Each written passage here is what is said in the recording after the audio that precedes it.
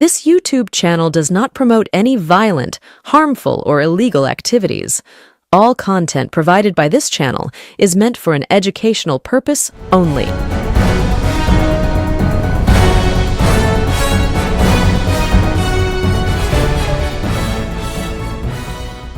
এলাকায় আমার কোনো সমস্যা নেই, একেবারে রেজাল্টেই দেখতে পাবেন। বারবার বলতেছি 30,000-এর ঊর্ধ্বে, মাথা নুইয়ে দেওয়ার মতো লোক আমি নয়। নন্দীগ্রামের প্রতিটি মানুষই জানে, যারা রাজনৈতিক সচেতন মানুষ প্রত্যেকেই জানে জয়লাভ সেটা পরিকাঠামো ইতিমধ্যেই তৈরি হয়ে গেছে, তার পাল্টা তো হবেই। বোম পিস্তলের রাজনীতি আমরা। নমস্কার, আমি প্রতিবেদক সায়ন্তন চক্রবর্তী। আপনারা দেখছেন বঙ্গচক্ষু ইউটিউব চ্যানেল। পবিত্র কর তৃণমূল কংগ্রেস প্রার্থী নন্দীগ্রামে শুভেন্দু অধিকারীর বিরুদ্ধে। সেই পবিত্র করই বলেছেন পাল্টা তো হবেই। ঠিক শুনছেন, নন্দীগ্রামের বুকে এবার পাল্টা হবেই। এরকমই পবিত্র হুঙ্কার শোনা গেল শুভেন্দু অধিকারীর বিরুদ্ধে নন্দীগ্রামের বুকে। শুধু এই কথা নয়, ছত্রে ছত্রে পবিত্র কর রীতিমতো নন্দীগ্রাম নিয়ে তৃণমূল কংগ্রেস তথা পবিত্র কর কতটা কনফিডেন্ট, কতটা জয়ের ব্যাপারে নিশ্চিত, সে বিষয়ে বিস্তারিতভাবে বলেছেন অঙ্ক কষে 30,000-এরও বেশি ভোটে তৃণমূল কংগ্রেস নন্দীগ্রাম থেকে জয়লাভ করতে চলেছে। শুধু এখানেই শেষ নয়, তিনি আরো বলেছেন তার তৈরি করা তিল তিল করে তৈরি করা সংগঠনের উপর ভর করে কিভাবে 2021 সালে শুভেন্দু অধিকারী জয়লাভ করেছিল। সমস্ত বিস্তারিত আজকে আমাদের পর্বে।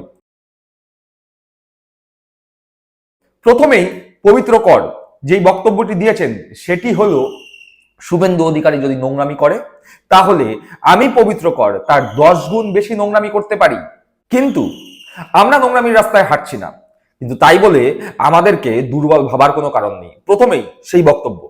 এলাকায় আমার কোনো সমস্যা নেই, বাইরে থেকে কয়েকজন ছেলে নিয়ে এসে দেখে নোংরামি করছিল, আমি পাল্টা নোংরামি ওর 10 গুণ করতে পারি, কিন্তু আমি সেই সভ্যতা সংস্কৃতি আমি শিখিনি। এ তো গেল শুভেন্দু অধিকারী নোংরামির পাল্টা পবিত্রকর কিভাবে দেবেন তার বিষয়ে পবিত্রকর কি জানিয়েছেন সেই কথা, কিন্তু একই সাথে পবিত্রকর জানাচ্ছেন যে চিন্তার কোনো কারণ নেই, 20,000 নয়, অন্তত পক্ষে 30,000-এরও বেশি ভোটে তৃণমূল কংগ্রেস নন্দীগ্রাম থেকে জয়লাভ করতে চলেছে, এবং সেই বিষয়ে সম্পূর্ণ অঙ্ক কষা আছে। কোন অঙ্ক? পবিত্রকরের মুখ থেকেই শুনবো।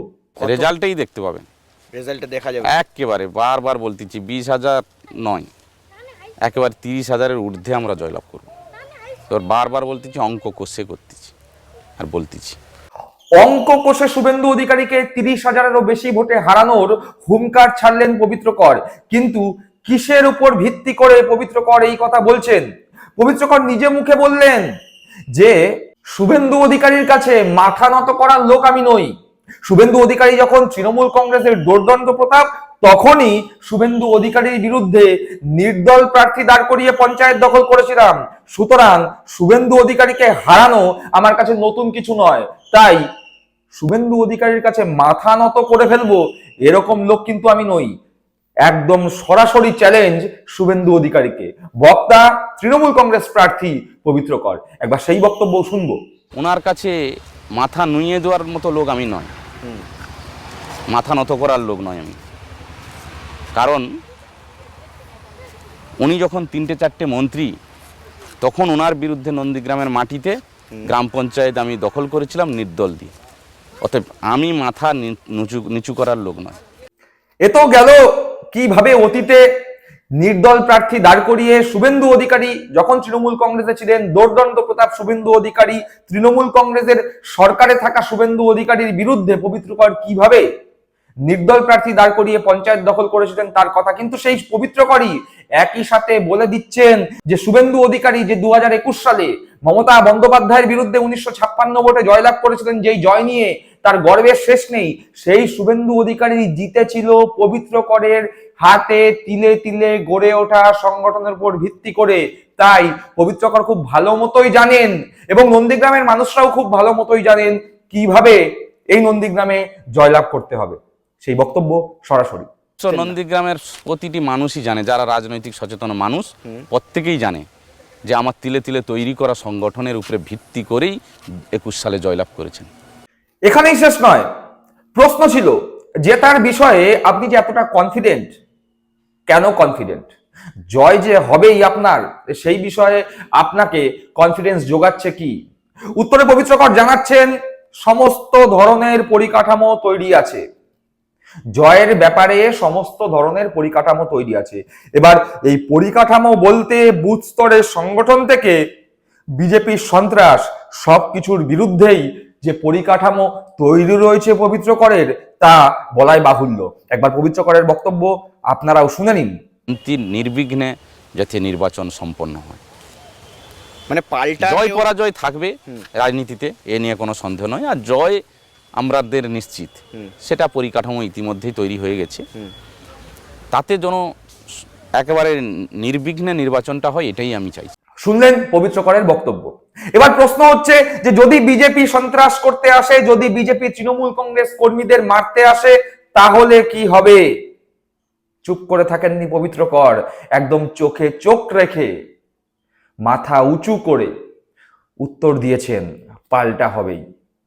একদম ঠিক শুনছেন, পবিত্রকর বলেছে বাড়িতে অত্যাচার হলে যেরকম বাড়ির লোকজন পাল্টা দেয়, একই রকম ভাবে এটা রাজনীতির ময়দান। এখানে রাজনৈতিক দলটা নিজের বাড়ি, সেই রাজনৈতিক দলের ওপর আঘাত যদি কেউ আনতে চেষ্টা করে, তার বিরুদ্ধে পাল্টা হবে। বাঘের মতো হুঙ্কার নন্দীগ্রামের বুকে তৃণমূল কংগ্রেসের প্রার্থী পবিত্রকরের, সরাসরি আপনাদের সামনে। কি করে বা বোম মারে তো পাল্টা না, সেটা শুনুন, রাজনীতির ক্ষেত্রে শুনুন, রাজনীতি শুধু নয়, ব্যক্তিগত জীবনেও একই জিনিস।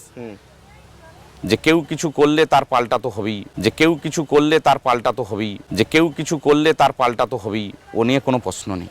মানে যে যেরকম বলবে, ভালো ভাষা বললে আমি নিশ্চয়ই ভালো ভাষা বলবো। পবিত্রকর বোম নিয়ে তৈরি।